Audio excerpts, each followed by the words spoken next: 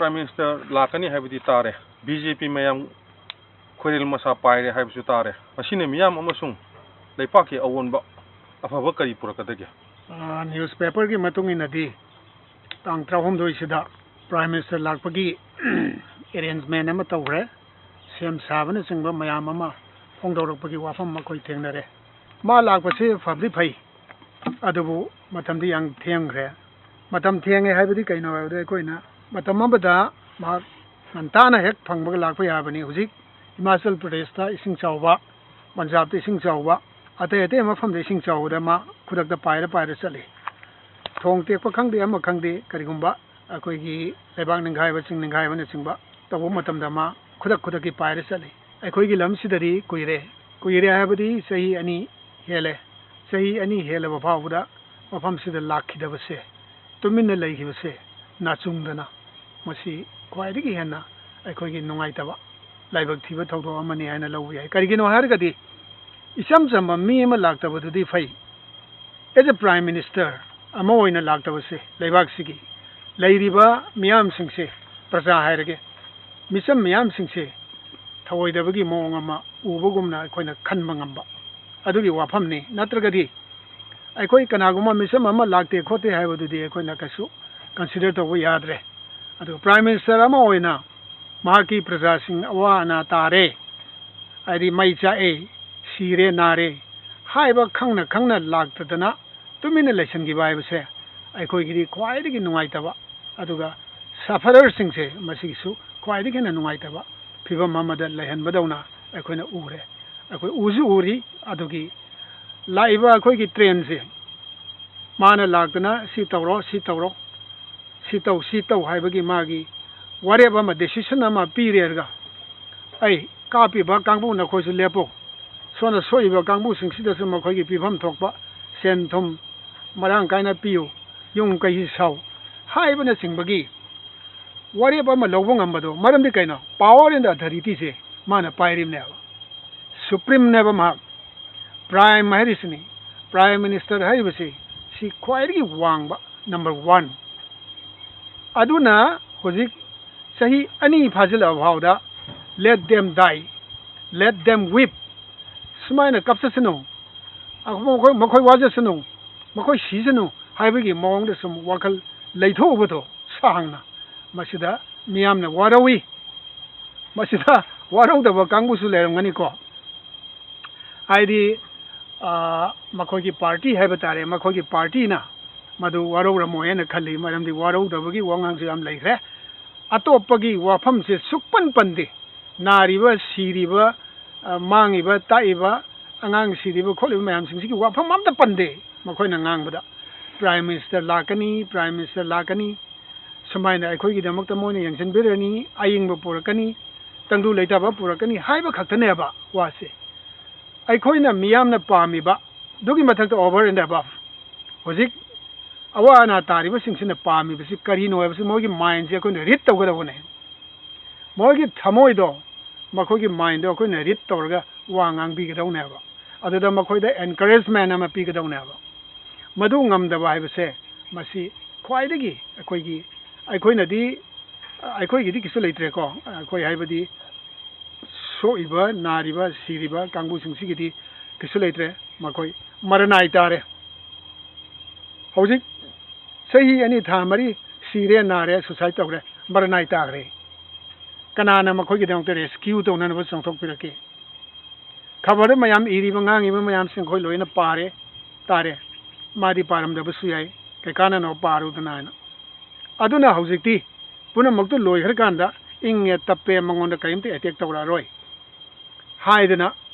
to khuda moina haibadu hojik ma satori se Churachandpur gi ku mayam ama dami ku mayam ama leiri mafam do aduda hana chalaga wa ngangani haiba paper de thengna bai wani asumaina makoi da hana interest lawrisi makoi si leita lairaba asola nani tribal group ne hadna khalubugi wara madusu kisu kaide khanjasino mana khanbado ala sonda huji yamna awaba tariba hifam chafam ningthamda gi matamda ningthamda aniraga hograbani sahi ani gi maduda onthona wana khangeba saruda leipak ta khangeba mayam hairo kanadre ko mase pallu kandre matam mangna namni adu mana khangpham thoe madu mayam singdu mana laaga kaidauri haibse leibak amagi mapu ama oina leibak amagi power paiba mi ama oina la erga yengsin biramagadi mapu mayam na nusinagani irrespective of party ni ko party wana te ina harisidi loina magnama as a prasa ama oina loina mag aina uji hariba portsida miyam punamuna mabu yanaram gadawne haba madu tawdabanina hawjikti miyamna kari khalli haibado mak laaga karino haibado koina khangba tare mahangna mikup sungja khara imphal da leiringai da civil society organization singna tawya ba singna sikarino hakching na unaba phangadra masi makoina su khangamgani civil society organization singna su honaramgani ado ma unaba haibasidi civil society di thamkrasi MLA makoigi BJP MLA mantri bhauda New Delhi da chalaga ma unagi haibada unagi drabani ko CM masamang phau unaba phangdabani sigum bagi condition lairibasida aikoigi lamdam sigi masidi aikoigi tawham thokuni ko adugi ni aina hairaiba point di akoi tawham thokuni civil society haibase masidi yamna powerful ni MLA gumna mantri gumna shakti leiba group amane na aikoina lawe nainarko matamda thengnarakpa matamda atop world gi leiriba civil society singse makoi gi mawasi government na loi lawi illi makoina piba suggestion loina lawi asumaina akoi gi lamsida su civil society yamna lei afa thabak yamna tawba leiba ki wakal khanba sigumba leiba ki awana tar matamda chongthoktana mateng pangba aduda natana karmai tawdana akoi gi awana tarba singsi solution ma porakadigi haibasigi thiba adugumba yamna lei civil society mase aigi wakaldadi prime minister si unahan ba phai en ai khale as a citizen aina hainingbadi kaino haibada sigumba lurba tanja once in a blue moon gi matamda thokpa amuktang thokpado madumaina ma laku matam sida makoi civil society singsiga autang appointment ko pungkhai ma to appointment pirga unan basi amna mathau ta he nei khale adu mana pigadra piroidra madugi professional do madugi protocol do karida kanana paiba kadoba haibadudi aikoina thijalugi mathau ta dre adubu ai wakaldadi civil society singase prime minister ga hak thengnana unabada yamna mathau tai makoi wa hodokna ba puncture tawthokna ba masi yamna mathau tai nei khale honarambasu yae ne khaliko ado ai huji phaude khangde matang sida khwaidagi maru oibidi irang makal khudimuk loisinduna ingtapa chana sinaba tangdu laitaba mausagi punsida hanjalakna bagi masi matangda oithokpa yaba kari leibege hojiki yamna phajaba wahangni aduga yamna toina su koina khanariba nainariba discussion award karida adum puthokna dina nainariba wafamni adu irang se amakhakta natti irang mayam hairisi chumme irang mayam hairisi kainoida sonda kuki ga agreement tawnabati India government kani masi yanar kadore habasigi kariguma samin phangma matamda naga group na muksu solomda makoi hojiksu tawri duni economic blockade tawri ko masi port puba yade khote haiba masu tawri sondana national highway si free movement loina chatpa yarani hiring ai marak sida kuki kangbuna mite yawu yaro amu hairi sida ngarang nahan gi paper da su madugi matung inadi naga singna makoina check tawbodo pasta kakalaga kuki singna check tawbodo madu yade ari muibagi group na inasian I am na yade condemn tawe irei aduna irang se hojik aikoi gi sonda hujik tawriba thoraiba lan sidagi thorakpa aikoi gi separate administration talaiba kuki kangbu se masi khaktagi irang natreba kuki mitai gi irang natreba aduna di kuki mitai gi irang nataba ꯃꯔꯛꯁꯤꯗ ꯌꯥꯎꯔꯛꯏꯁꯦ ꯑꯩꯈꯣꯏ ꯍꯧꯖꯤꯛ ꯃꯤꯇꯩꯅ ꯊꯦꯡꯅꯔꯤꯕꯁꯦ ꯑꯩꯈꯣꯏꯅ ꯑꯩꯈꯣꯏꯒꯤ ꯀꯩꯅꯣ ꯇꯧꯔꯤꯁꯦ ꯃꯥꯌꯣꯛꯅꯔꯤꯁꯦ ꯌꯥꯝꯃꯦꯕ ꯑꯩꯈꯣꯏꯅꯗꯤ ꯑꯩꯈꯣꯏꯒꯤ ꯃꯃꯥꯡꯉꯩꯗꯒꯤ ꯍꯧꯅ ꯂꯩꯃꯤꯟꯅꯔꯛꯄ ꯑꯩꯈꯣꯏꯒꯤ ꯒ꯭ꯔꯨꯞꯅꯤ ꯍꯥꯏꯗꯅ ꯑꯩꯈꯣꯏꯅꯗꯤ ꯂꯧꯖꯕ ꯑꯩꯈꯣꯏꯅ ꯂꯧꯖꯕꯩ ꯋꯥꯅꯤꯀꯣ ꯅꯈꯣꯏ ꯏꯆꯤꯜ ꯏꯅꯥꯎꯅꯤ ꯐ꯭ꯔꯣꯝ ꯗ ꯚꯦꯔꯤ ꯕꯤꯒꯤꯅꯤꯡ ꯑꯩꯈꯣꯏꯒ ꯆꯥꯟꯅ ꯆꯤꯟꯅꯅ ꯂꯩꯔꯛꯏ ꯑꯩꯈꯣই ꯑꯃꯠꯇꯅꯤ ꯍꯥꯏꯕꯁꯦ ꯑꯩꯈꯣꯏꯅ ꯃꯁꯤꯒꯤ ꯄ꯭ꯔꯣꯄꯦꯒꯦꯠ ꯇꯧꯕ ꯃꯈꯣꯏꯅꯗꯤ ꯌꯥꯗꯕ ꯍꯥꯏꯔꯤꯁꯤ ꯅꯥꯒꯥ ꯑꯣꯏꯒꯦꯔꯥ ꯀꯨꯀꯤ ꯑꯣꯏꯒꯦꯔꯥ ꯑꯇꯣꯞꯄ ꯒ꯭ꯔꯨꯞ ꯑꯣꯏꯒꯦꯔꯥ ꯑꯇꯣꯞꯄ ꯒ꯭ꯔꯨꯞꯇꯗꯤ ꯑꯩ ꯊꯣꯏꯗꯣꯛꯅ ꯂꯩꯔꯝꯃꯣꯏꯅ ꯈꯜꯂꯤ ꯁ꯭ꯃꯣꯂꯔ ꯇ꯭ꯔꯥꯏꯕꯦꯜ ꯒ꯭ꯔꯨꯞꯁꯤꯡꯗ ꯊꯣꯏꯗꯣꯛꯅ ꯂꯩꯔꯝꯃꯣꯏꯅ ꯈꯜꯂꯤꯀꯣ ꯑꯗꯨꯒ ꯑꯩꯈꯣꯏꯅ ꯁꯣꯐꯥꯔ ꯌꯦꯡꯉꯣ ꯑꯩꯈꯣꯏꯒꯤ ꯆꯅꯨ ꯔꯣꯖꯒꯤ ꯃꯇꯥꯡꯗ ꯑꯗꯩ ꯑꯣꯏꯅꯥꯝ ꯊꯧꯗꯣꯛꯀꯤ ꯃꯇꯥꯡꯗ ꯁꯤꯗ ꯅꯠꯇꯦꯀꯣ ꯑꯇꯩ ꯂꯣꯏ ꯂꯩꯈ꯭ꯔꯦ ꯁꯤꯒꯨꯝꯕ ꯑꯇꯣꯞꯄ ꯇ꯭ꯔꯥꯏꯕꯁꯤꯡꯒꯤ ꯁꯤꯒꯨꯝꯕ ꯑꯋꯥ ꯑꯅꯥ ꯇꯥꯔꯕ ꯑꯁꯤ ꯑꯅꯥ ꯇꯥꯔ ꯃꯇꯝꯗ ꯃꯩꯇꯩꯅ ꯆꯣꯡꯊꯣꯛꯑꯒ ꯊꯧꯗꯥꯡ ꯂꯧꯈꯤꯕꯗꯣ ꯑꯩꯈꯣꯏ ꯅꯤꯡꯁꯤꯡꯕ ꯌꯥꯏ ꯃꯁꯤꯅ ꯇꯥꯛꯄꯗꯤ ꯀꯩꯅꯣ ꯍꯥꯏꯗ ꯑꯩꯈꯣꯏꯁꯦ ꯑꯃꯠꯇꯅꯤ ꯍꯥꯏꯕꯗꯨꯒꯤ ꯋꯥꯈꯜꯂꯣꯟ ꯐꯣꯡꯗꯣꯛꯑꯦꯕ ꯃꯗꯨꯕꯨ ꯍꯧꯖꯤꯛꯀꯤ ꯃꯇꯝꯁꯤꯗ ꯏꯅꯧ ꯅꯧꯕ ꯑꯃ ꯑꯩꯈꯣꯏꯗ ꯁꯥꯐꯨ ꯑꯃ ꯄꯤꯔꯛꯏꯁꯦ ꯌꯥꯝꯅ ꯑꯅꯥꯕ ꯍꯥꯏꯕ ꯇꯥꯔꯦ ꯑꯅꯥꯕꯒꯤ ꯆꯩꯊꯦꯡ ꯄꯤꯕ ꯉꯝꯕ ꯁꯥꯐꯨ ꯑꯃ ꯄꯤꯔꯛꯏꯁꯦ ꯀꯨꯀꯤ ꯖꯣ ꯀꯥꯡꯕꯨꯅꯦꯕ ꯃꯈꯣꯏꯁꯤꯗꯤ ꯃꯃꯥꯡꯉꯩꯗꯒꯤ ꯍꯧꯅ ꯑꯩꯅ ꯈꯨꯗꯝ ꯑꯝꯇꯪ ꯄꯟꯒꯦ ꯃꯈꯣꯏ ꯑꯇꯣꯞꯄ ꯃ꯭ꯌꯥꯟꯃꯥꯔ ꯔꯣꯝꯗꯒꯤ ꯂꯥꯛꯄ ꯑꯩꯅ ꯉꯁꯥꯏꯁꯨ ꯄꯟꯈ꯭ꯔꯦ ꯏꯜꯂꯤꯒꯦꯜ ꯏꯃꯤꯒ꯭ꯔꯦꯟꯠꯅꯦꯅ ꯄꯟꯈ꯭ꯔꯦꯀꯣ ꯃꯁꯤꯗꯩꯁꯤꯗ ꯏꯔꯥꯡ ꯑꯃꯃꯨꯛ ꯂꯥꯛꯀꯗꯣꯔꯤꯁꯦ ꯆꯨꯔꯥꯆꯥꯟꯄꯨꯔꯁꯤ ꯏꯔꯥꯡ ꯃꯐꯝ ꯑꯃꯅꯤ ꯁꯦꯟꯇ꯭ꯔꯦꯜ ꯐꯣꯀꯁ ꯇꯧꯔꯤꯕ ꯃꯐꯝ ꯑꯃꯅꯤ ꯃꯔꯝꯗꯤ ꯆꯨꯔꯥꯆꯥꯟꯄꯨꯔꯗꯒꯤꯅ ꯑꯥꯏꯖꯣꯜ ꯇꯥꯕꯁꯦ ꯃꯁꯤ ꯂꯝꯕꯤ ꯅꯥꯟꯅ ꯁꯦꯝꯃꯛꯑꯅꯤ ꯑꯗ ꯇꯥꯟ ꯆꯥꯗ꯭ꯔꯒꯗꯤ ꯑꯥꯏꯖꯣꯜꯗ ꯔꯦꯜꯋꯦ ꯁ꯭ꯇꯦꯁꯟ ꯑꯃ ꯄꯨꯔꯛꯄꯒꯤ ꯃꯗꯨꯗ ꯑꯩꯈꯣꯏꯅ ꯁꯨꯝ ꯇꯥꯕꯒꯤ ꯋꯥꯅꯤꯀꯣ ꯃꯗꯨ ꯁꯪꯒꯥꯕꯒꯤ ꯏꯅꯣꯒ꯭ꯔꯦꯁꯟ ꯇꯧꯕꯒꯤ ꯄ꯭ꯔꯥꯏꯝ ꯃꯤꯅꯤꯁꯇꯔꯁꯤ ꯂꯥꯛꯄꯅꯤ ꯈꯣꯠꯄꯅꯦꯅ ꯑꯗꯣ ꯁꯣꯝ ꯂꯣꯝꯗ ꯑꯩꯈꯣꯏꯒꯤ ꯔꯦꯜꯋꯦꯁꯦ ꯃꯁꯤ ꯆꯨꯔꯥꯆꯥꯟꯄꯨꯔ ꯔꯣꯝꯗꯁꯨ ꯂꯥꯛꯄ ꯌꯥꯕꯒꯤ ꯑꯣꯏꯊꯣꯛꯄ ꯌꯥꯝ ꯂꯩ ꯃꯔꯝꯗꯤ ꯃꯤꯖꯣꯔꯥꯝꯒꯤ CMꯁꯦ ꯃꯁꯤ ꯌꯥꯝ ꯀꯟꯅ ꯏꯟꯇꯔꯦꯁ ꯂꯧꯔꯤꯑꯕ ꯆꯨꯔꯥꯆꯥꯟꯄꯨꯔ ꯃꯥꯏꯀꯩꯁꯤ ꯀꯩꯒꯤꯅꯣ ꯍꯥꯏꯗ ꯃꯣꯏ ꯄꯨꯟꯅꯤꯡꯕꯒꯤ ꯋꯥꯈꯜ ꯑꯃ ꯁꯨꯝ ꯂꯩꯔꯤꯑꯕ ꯒ꯭ꯔꯦꯇꯔ ꯃꯤꯖꯣꯔꯥꯝ ꯁꯦꯝꯕꯒꯤ ꯄꯣꯏꯟꯠ ꯑꯃ ꯂꯩꯔꯤꯑꯕ ꯁꯤ ꯑꯩꯈꯣꯏꯅ ꯂꯦꯠ ꯑꯁ ꯅꯣꯠ ꯐꯣꯔꯒꯦꯠ ꯏꯠ ꯃꯁꯤꯒꯤ ꯄꯣꯏꯟꯠ ꯑꯃ ꯂꯩꯔꯤꯑꯕ ꯑꯁꯣꯝꯗ ꯒ꯭ꯔꯦꯇꯔ ꯅꯥꯒꯥꯂꯦꯟ ꯂꯩꯈ꯭ꯔꯦ ꯃꯁꯤꯒꯤ ꯀꯣꯏꯁꯟ ꯀꯨꯏꯔꯦꯀꯣ ꯁꯣꯝꯗꯁꯨ ꯒ꯭ꯔꯦꯇꯔ ꯃꯤꯖꯣꯔꯥꯝ ꯁꯦꯝꯕꯒꯤ ꯋꯥꯈꯜ ꯀꯣꯟꯁꯦꯞ ꯃꯣꯏꯗ ꯂꯩꯔꯤꯑꯕ ꯃꯈꯣꯏꯒꯤ ꯒ꯭ꯔꯨꯞꯇ ꯑꯗꯨꯅ ꯁꯨꯃꯥꯏꯅ ꯇꯧꯔꯒ ꯃꯅꯤꯄꯨꯔ ꯍꯥꯏꯅ ꯍꯧꯖꯤꯛ ꯍꯥꯏꯔꯤꯁꯦ ꯈꯪꯄꯤꯛ ꯄꯤꯛꯁꯟꯈ꯭ꯔꯒ ꯇꯝꯄꯥꯛ ꯂꯝ ꯈꯛꯇꯪꯒꯤ ꯂꯩꯍꯧꯕꯒꯤ ꯋꯥꯐꯝ ꯑꯣꯏꯅ ꯊꯣꯔꯛꯑꯦꯕ ꯍꯧꯖꯤꯛꯁꯦ ꯑꯗꯨꯗ ꯌꯥꯒꯗ꯭ꯔꯥ ꯌꯥꯔꯣꯏꯗ꯭ꯔꯥ ꯑꯩꯈꯣꯏꯅꯗꯤ ꯃꯈꯣꯏꯅ ꯁꯦꯝꯃꯤꯕ ꯍꯣꯝꯂꯦꯟꯗꯣ ꯗ꯭ꯔꯤꯝ ꯂꯦꯟꯅꯤ ꯍꯥꯏꯔꯤꯀꯣ ꯀꯩꯗꯧꯉꯩꯗꯁꯨ ꯑꯣꯏꯔꯣꯏꯗꯕ ꯃꯪꯒꯤ ꯊꯕꯛꯅꯦꯅ ꯍꯥꯏꯔꯤꯑꯕ ꯑꯦꯅꯤꯋꯦ ꯃꯪ ꯑꯣꯏꯒꯦꯔꯥ ꯇꯥꯏꯕꯪ ꯑꯣꯏꯒꯦꯔꯥ ꯍꯥꯏꯈ꯭ꯔꯦ ꯃꯈꯣꯏꯅ ꯗꯤꯃꯥꯟ ꯑꯃ ꯇꯧꯈ꯭ꯔꯦ ꯗꯤꯃꯥꯟꯁꯦ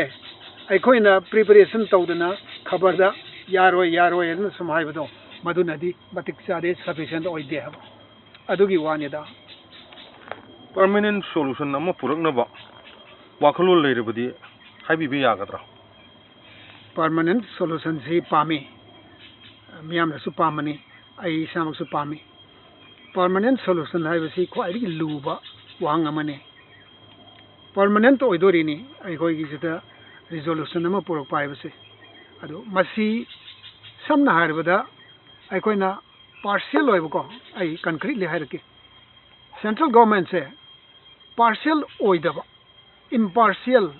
ꯂꯩꯔꯤꯕ ꯇ꯭ꯔꯥꯏꯕꯦꯜ ꯁꯤꯅ ꯇ꯭ꯔꯥꯏꯕꯦꯜꯅꯤ ꯁꯤꯅ ꯃꯤꯇꯩꯅꯤ ꯁꯤꯅ ꯃꯦꯖꯣꯔꯤꯇꯤꯅꯤ ꯍꯥꯏꯕꯒꯤ ꯋꯥꯈꯜꯁꯦ ꯈꯥꯏꯗꯣꯛꯇꯕ ꯀꯥꯁ ꯄꯣꯂꯤꯇꯤꯛꯁꯇ ꯕꯦꯁ ꯇꯧꯕ ꯀꯥꯁ ꯄꯣꯂꯤꯇꯤꯛꯁꯇ ꯕꯦꯁ ꯇꯧꯕ ꯀꯥꯁꯇꯒꯤ ꯁꯦꯗꯨꯜ ꯀꯥꯁ ꯍꯥꯏꯁꯤꯅꯤꯀꯣ ꯃꯗꯨꯗꯒꯤ ꯕꯦꯁ ꯇꯧꯕ ꯑꯗꯨꯅ ꯑꯃꯨꯛ ꯁꯣꯝꯗ ꯇ꯭ꯔꯥꯏꯕ ꯁꯦꯗꯨꯜ ꯇ꯭ꯔꯥꯏꯕ ꯂꯣꯝꯗ ꯕꯦꯁ ꯇꯧꯕ ꯁꯦꯗꯨꯜ ꯀꯥꯁ ꯑꯃꯁꯨꯡ ꯁꯦꯗꯨꯜ ꯇ꯭ꯔꯥꯏꯕꯇ ꯕꯦꯁ ꯇꯧꯕ ꯄꯣꯂꯤꯇꯤꯛꯁ ꯑꯣꯏꯔꯛꯄ ꯍꯧꯖꯤꯛꯁꯤ ꯃꯁꯤ ꯌꯥꯝꯅ ꯃꯌꯦꯛ ꯁꯦꯡꯉꯦ ꯑꯗꯨꯅ ꯁꯨꯃꯥꯏꯅ ꯌꯥꯝꯅ ꯅꯨꯡꯁꯤꯕꯗꯤ ꯃꯥꯟꯕ ꯁꯦꯗꯨꯜ ꯀꯥꯁꯄꯨ ꯌꯥꯝ ꯅꯨꯡꯁꯤꯕꯗꯤ ꯃꯥꯟꯕ ꯍꯣꯏ ꯁꯣꯝꯗꯅ ꯉꯁꯥꯏꯒꯤ ꯗꯂꯤꯠ ꯍꯥꯏꯔꯤꯕ ꯁꯦꯗꯨꯜ ꯀꯥꯁꯇ ꯂꯩꯔꯤꯕ ꯀꯥꯡꯕꯨꯁꯦ ꯍꯥꯠꯄ ꯇꯨꯞꯄ ꯇꯣꯔꯆꯔ ꯇꯧꯕ ꯃꯗꯨꯒꯤ ꯐꯤꯕꯝ ꯌꯥꯝ ꯊꯣꯔꯛꯄ ꯃꯗꯨ ꯒꯣꯔꯃꯦꯟꯅ ꯇꯧꯏ ꯍꯥꯏꯕ ꯅꯠꯇꯦ ꯀꯥꯡꯕꯨ ꯑꯃꯅ ꯃꯈꯣꯏꯕꯨ ꯅꯨꯡꯁꯤꯗꯕ ꯍꯥꯏꯗꯤ ꯗꯂꯤꯠ ꯀꯥꯡꯕꯨꯕꯨ ꯅꯨꯡꯁꯤꯗꯕ ꯑꯗꯨꯒꯨꯝꯕ ꯀꯥꯡꯕꯨꯅ ꯇꯧꯕ ꯑꯣꯏꯔꯝꯕꯗꯤ ꯌꯥꯏ ꯑꯗꯣ ꯃꯗꯨ ꯑꯦꯛꯁꯟ ꯌꯥꯝꯅ ꯊꯨꯅ ꯂꯧꯒꯗꯕꯅꯤ ꯃꯔꯝꯗꯤ ꯂꯩꯇꯕ ꯂꯥꯏꯔꯕ ꯁꯣꯛꯅ ꯁꯝꯅꯕ ꯌꯥꯗꯕ ꯑꯟꯇꯆꯦꯕꯤꯂꯤꯇꯤ ꯂꯩꯔꯤꯕ ꯃꯌꯥꯝꯁꯤꯡꯁꯦ ꯁꯦꯗꯨꯜ ꯇ꯭ꯔꯥꯏꯕ ꯍꯥꯏꯔꯣꯅꯦ ꯑꯩꯈꯣꯏꯒꯤ ꯁꯤꯗ ꯂꯩꯔꯤꯁꯤ ꯃꯅꯤꯄꯨꯔꯒꯤ ꯆꯤꯡꯅ ꯀꯣꯏꯔꯤꯕ ꯂꯝꯁꯤꯡꯁꯤꯗ ꯂꯩꯔꯤꯕꯁꯤ ꯃꯈꯣꯏꯁꯤꯡ ꯑꯁꯤ ꯁꯦꯗꯨꯜ ꯇ꯭ꯔꯥꯏꯕ ꯉꯥꯛꯇꯅꯤꯗꯅ ꯃꯈꯣꯏꯁꯤꯡ ꯑꯁꯤ ꯁꯣꯛꯅ ꯁꯝꯅꯕ ꯌꯥꯗꯕꯅꯤ ꯑꯇꯣꯜ ꯑꯇꯥꯅꯤ ꯂꯩꯇ ꯂꯥꯏꯔꯅꯤ ꯍꯥꯏꯕꯗꯨ ꯆꯨꯝꯃꯦ ꯃꯈꯣꯏꯒꯤ ꯈꯨꯗꯣꯡꯆꯥꯕ ꯌꯥꯝ ꯄꯤꯔꯤ 6 ꯁꯦꯗꯨꯜꯅ ꯑꯩꯈꯣꯏꯒꯤ ꯁꯦꯗꯨꯜ ꯇ꯭ꯔꯥꯏꯕꯀꯤ ꯀꯩꯅꯣꯁꯤꯅ ꯀꯣꯇꯥ ꯁꯤꯁꯇꯦꯝꯁꯤꯅ ꯔꯤꯖꯥꯔቬꯁꯟ ꯁꯤꯁꯇꯦꯝꯅ ꯃꯈꯣꯏꯗ ꯌꯥꯝꯅ ꯐꯖꯕ ꯄꯤꯔꯤꯑꯕ ꯊꯕꯛꯀꯤ ꯃꯇꯥꯡꯗ ꯑꯣꯏꯔꯣ ꯂꯥꯏꯔꯤꯛ ꯇꯝꯕꯒꯤ ꯃꯇꯥꯡꯗ ꯑꯣꯏꯔꯣ ꯁ꯭ꯀꯣꯂꯔꯁꯤꯞ ꯑꯣꯏꯔꯣ ꯈꯨꯗꯤꯡꯃꯛꯇ ꯃꯈꯣꯏꯗ ꯈꯨꯗꯣꯡꯆꯥꯕ ꯌꯥꯝ ꯄꯤꯔꯤꯑꯕ ꯑꯁꯨꯃꯥꯏꯅ ꯄꯨꯟꯅ ꯀꯔꯤꯒꯨꯝꯕ ꯄꯣꯂꯤꯁꯤ ꯑꯃꯒꯤ ꯃꯈꯥꯗ ꯏꯟꯗꯤꯌꯥ ꯒꯣꯔꯃꯦꯟꯠꯀꯤ ꯄꯣꯂꯤꯁꯤ ꯑꯃꯒꯤ ꯃꯈꯥꯗ ꯁꯤꯒꯨꯝꯕ ꯑꯃ ꯄꯣꯂꯤꯁꯤ ꯑꯃ ꯁꯦꯝꯗꯅ ꯃꯈꯣꯏꯒꯤꯗꯃꯛꯇ ꯈꯨꯗꯣꯡꯆꯥꯕ ꯄꯤꯔꯤꯑꯕ 70 years 80 years from the very beginning of 1950 Republic of India haiba masigi hek inauguration tawgiba numitudagina 80 years fausi hudik kano matam henjalabani madu phawda makhoida khudongcha basi dom piriaba hujiki matam dudagi howna ne aba 80 years aise adu hujikti helabra madugi matam do phawda makhoida matam piriaba madu phaw manung da makhoi nungaiba yaifaba chaukhatba haidi progressive oiba develop oiba adugumba akoigi tribal group ama oina legisanu haidana makoida khudongchaba loi pibaneba samna haribada akoigi general amana 50% phang matonda moi 45% da kainogi wani ko parikha gi wani nataga ming chanbai wani makoida piriba hanthana haibigi changdi khenare habadum de koi loi khange ko 50% phangi duga 40% phangi duga anigi haibigi changdi khenare adubu makoina sothaba group nina sothaba group duda magi mark system duda akoi ngasai sul tribe ki manung da chan manina mangona khudong cha si pirieba maramdi laik tamru phangallieba asumaina tawse masi amarom da mo yam phai tawbudabu adugi wakhal lomdagi leba kaina na borom da wakhal lolsi lagadi aikoi ge tonganba autonomous council natraga district natraga territory pu haibana singbagi demand laaba asagi separate administration haije makoi yoiba tonganba kuki atop amta yaudaba naga yaudaba mite yaudaba atopa tribal group amta yaudaba makoi ngakti gi oiba lammama kothoga thambiyo akoi ngakta punna leijage haibana singba aduga ona tenaba mite na akoi bo otpire seran turan bu pauni ko mase masida thajariba ibungo ibema singdo aidi high up thairge makoi singdu so angakpa mani kadai fawde chumi masigi statement je kadai faw chumi masigi akoigi kari haitare akoigi kari haitare mase akoigi heresi haigadra kana gumba mane heta ngangaga heta chumi ne lawdo madu gumbadura natabara haibse thijandana moina ngangi du chumi edene heta haibse masidu aidi asingbu nate ne lawe official oigera minister oigera ama oigera madu thijan gada one ma haidu kada bok sumena uje PUCL ki thijali sidi uje makhoi gi report la le hadana kano makhoi kana no organization tra ngana madu phajana report ti redana lali aduga court su case le redana makhoi president amasung general secretary phawona case ang khredana likewise aina hairibadi achumba figure dudi chumna koi chamina gada wona ba mina ama report ama bisalai natraga mina ama heta hai makoi na ibu nai khai bire tan thok bire akoi lam sidagi hairga heta yagada unatte ba madugumbagi mowongda aina hainingi badi uji singse survey amta tawde hill survey amta tawde singda chalaga survey tawba ki india government singda chalaga survey tawji ki ri kai gino maramdi india government ti direct chat pa yade manipur government chat kadawni manipur gi manungda leibani manipur government ki hadak hire geba CM ama khalen khalo magi makhada chingilam singsi survey to ngamgra aina chawthongna haige ngamoi karigino makoi chingda thaba ki chingda chakado mizuki aduna sumaina samjalabada karino abada hauji aikhoina yamna tangdu leitaba mayam punamaki oiba yamna chumba koi marik chumba lengak lo lamagi makhada punna hingminna si hairgadi makhoigi kanose citizenship se kuki singi jo singi citizenship se munna aikhoina khangdokpa ada akhoigi makhoigi kanose scanning tawba aduga biometrics lawba ꯑꯗꯨ electoral ꯔꯣꯜꯒ compare ꯇꯧꯔꯒ ꯃꯈꯣꯏꯒꯤ ꯃꯃꯤꯡꯁꯤꯡ ꯑꯗꯨ ꯀꯗꯥꯏꯐꯥꯎ ꯆꯨꯝꯃꯤ ꯆꯨꯝꯗꯦ ꯍꯥꯏꯕꯁꯤ ꯌꯦꯡꯉꯒ ꯃꯗꯨ ꯑꯩꯈꯣꯏꯅ ꯗꯤꯂꯤꯠ ꯇꯧꯊꯣꯛꯄ ꯗꯤꯂꯤꯠ ꯇꯧꯊꯣꯛꯑꯒ ꯃꯈꯣꯏꯗꯨ ꯑꯩꯈꯣꯏꯒꯤ ꯑꯁꯦꯡꯕ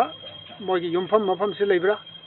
ꯃꯣꯏ ꯃ꯭ꯌꯥꯟꯃꯥꯔꯔꯣꯝꯗꯒꯤ ꯑꯁꯦꯡꯕ ꯃ꯭ꯌꯥꯟꯃꯥꯔ ꯃꯆꯥꯔ ꯍꯥꯏꯕꯗꯣ ꯈꯪꯗꯣꯛꯑꯒ ꯃꯈꯣꯏ ꯃ꯭ꯌꯥꯟꯃꯥꯔ ꯃꯆꯥ ꯑꯣꯏꯔꯒꯅ ꯐꯖꯅ ꯃꯈꯣꯏꯒꯤ ꯂꯝꯗꯨꯗ ꯄꯤꯊꯣꯛꯈꯤꯕ ꯑꯗꯨꯒ ꯑꯅꯤꯁꯨꯕꯗ ꯑꯩꯈꯣꯏꯒꯤ ꯍꯧꯖꯤꯛꯇꯤ ꯌꯥꯝ ꯀꯟꯅ ꯁ꯭ꯇꯔꯣꯡꯂꯤ ꯃꯈꯣꯏꯅ ꯑꯣꯕꯖꯦꯛꯁꯟ ꯇꯧꯔꯤꯀꯣ ꯅꯥꯒꯥ ꯒ꯭ꯔꯨꯞꯅꯁꯨ ꯇꯧꯔꯤ ꯀꯨꯀꯤꯅꯁꯨ ꯇꯧꯔꯤ ꯕꯣꯔꯗꯔ ꯐꯦꯟꯁꯤꯡꯁꯤ ꯏꯟꯗꯤꯌꯥ ꯒꯣꯔꯃꯦꯟꯠꯀꯤꯗꯤ ꯑꯣꯔꯗꯔ ꯇꯧꯈ꯭ꯔꯦ ꯍꯧꯖꯤꯛꯐꯥꯎꯗ ꯕꯣꯔꯗꯔ ꯐꯦꯟꯁꯤꯡ ꯇꯧ ꯉꯝꯗꯦ ꯀꯔꯤꯅꯣꯁꯦ ꯀꯌꯥꯝ ꯊꯤꯅ ꯁꯣꯜꯂꯤ ꯏꯟꯗꯤꯌꯥꯁꯤ ꯀꯌꯥꯝ ꯊꯤ ꯁꯣꯜꯂꯤ ꯁꯣꯟꯖꯤꯟꯅꯔꯤꯔꯥ